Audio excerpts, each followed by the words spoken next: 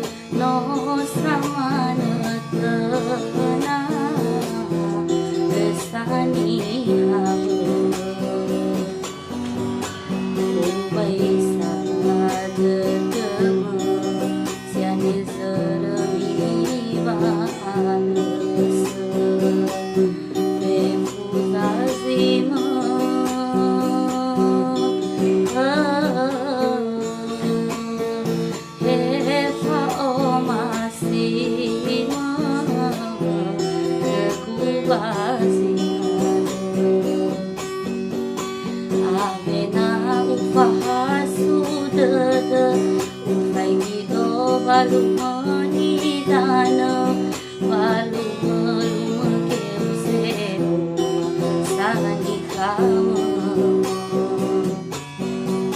Avena ufahasu dada, ufai gido balu manidana, balu keu seno, sani kohi.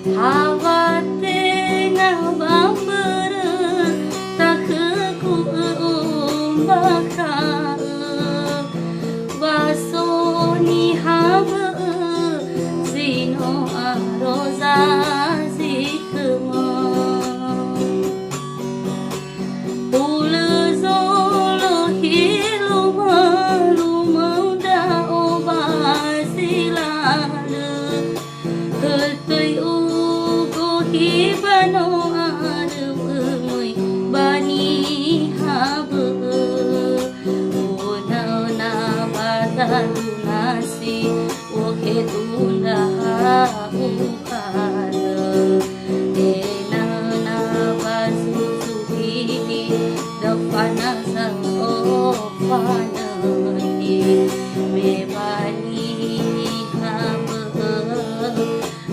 beba o masima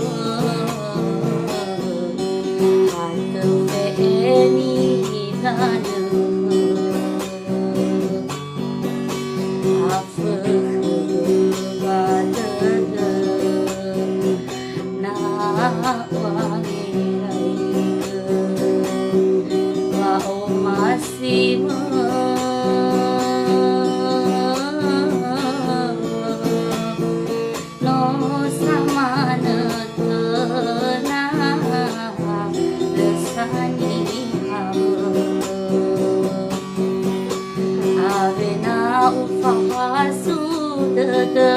Ufai kita balu manidana, ablu keu sewa sani kama. Avena ufahasu dada, ufai kita balu manidana, balu keu sewa sani kohi.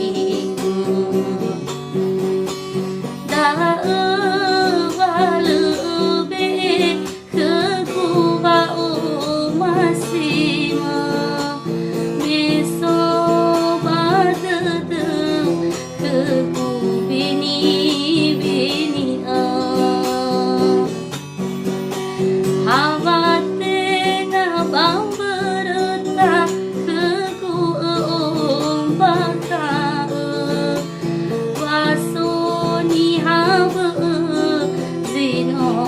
roza zikma ula zolo hiluma lumanda obazilala Betai ugo hibano arwai bani habe ena na badalu nasi wohe tunda uhala ena na basusu hili dafana sa ofana me bani habe beva ong masima hata peeni dana apa pada nak panilai bahwa